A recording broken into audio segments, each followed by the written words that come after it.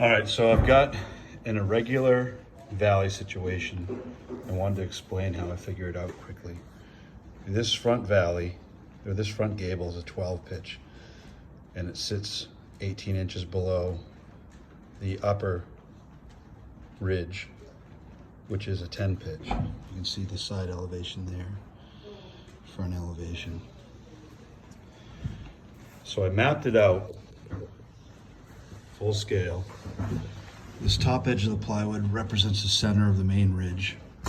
And this run right here to this intersection represents, this is the 12 pitch ridge coming in. And that's where they coincide right there. So here I've got 1 3/4 LVL ridge going that way. And then I've got two valleys coming off, which are double 1 3/4 LVLs. This is a 12 pitch side, that's the 10 pitch side. So what I wanted to show is how I figure out all the jack rafters, that and those, based on the plan view drawing. So this is another story, but I figured out the angles that the valleys run into the ridge at. Because it's an irregular pitch, if it was regular, it'd be a 45, but it's irregular. So it comes in at a 50.19 degree angle that way, and down at the bottom as it relates to 39.81. So I just turned my brain this way.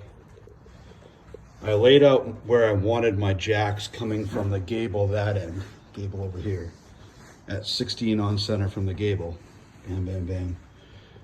And I get to my shortest jack. Well, I know that this run right there, the angle of the valley, sits at a 39.81 pitch as it relates flat to the floor. So all I have to do is figure out this first run right here. Run one is 3 5/8. And then I figure out the common difference of 16-inch run to my next jack at a 39.81 pitch. And I simply take that, I go 16-inch run, whatever the rise is, I can't remember that, but you can figure that out. And I keep adding that common rise to the 3 5/8,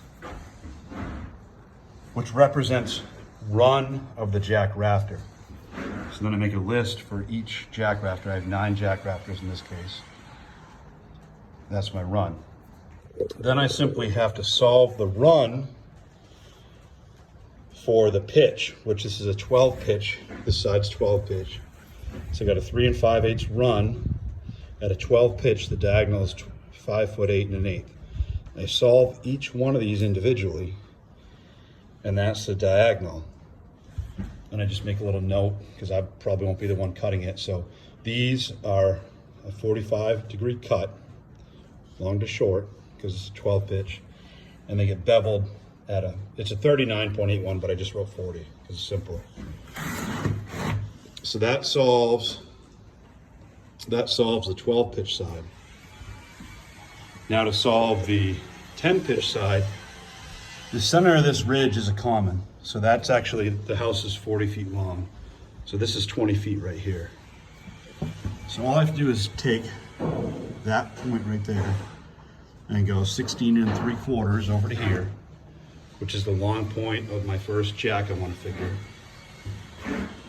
And then remember, this represents the center of the ridge. My upper ridge is only 1 1/2 inches.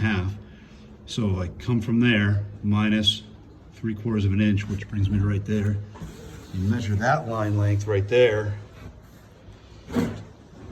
which is 33 1/8, or 33 3/8. So now you're looking at it this way, okay? So now you've got this line length here, and we know that this is a 50.19 pitch. So it's a 50.19 pitch coming like that. So now I enter 50.19 pitch, degree pitch, 16-inch run that way, find that common difference, and I add that to 33 3/8, keep adding that common difference. I already figured out I have 7 jacks to fill in on that valley. So then I just have to solve each one of these runs for a 10-12 pitch. So you 33 3/8 run, 10-inch pitch, 43 7/16 diagonal. So you solve each one of those. Now that's all the jacks for the 10 pitch side. Again, I just draw a little diagram, 10, 12, up top, bottom.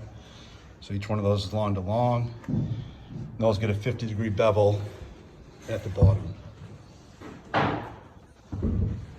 And that's how I do it every time, whether it's regular or irregular. If it's regular, it's obviously way easier because this is all 45 and each one of these is 22 5/8 longer. That's a 16-inch run at a 45 diagonal. So that's super easy, but if it's irregular, you can figure it the same way. You just have to figure out the angle that the valleys sit relative to the ridges. Again, irregular valley, 10 pitch, 12 pitch. The valley comes at a 50.19 degree angle that way, 39.81 that way. Keep your math in the longest decimal form possible. I store it as one of the settings in my Construction Master and keep hitting recall each time for those, and then it works. If you want to go one step further, which I do a lot of times, say you're solving the same triangle. So you got run on the hip, okay, or the valley, sorry. So it's the same thing. That is your run this time, rise, diagonal, so you get that line length. But then you have to just solve it for the pitch of the valley. So that's one more step. I think this valley pitch was like a 30 degree, coming up like that. Don't quote me on that because I can't remember. But so then all you have to do is take this line length, pitch it, and solve that for each location. And then you can lay that out all the way down the valley.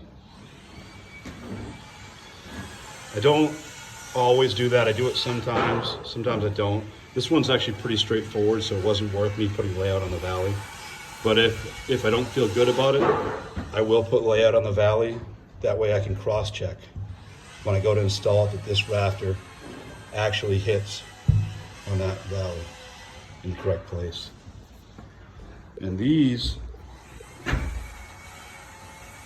are the actual valleys. You can see that because there's 2 different pitches, it's a regular valley. It gets funky at the bottom here. I'm able to meet plane at the top there, but on the bottom they shift. To actually have a little diagram of that over here.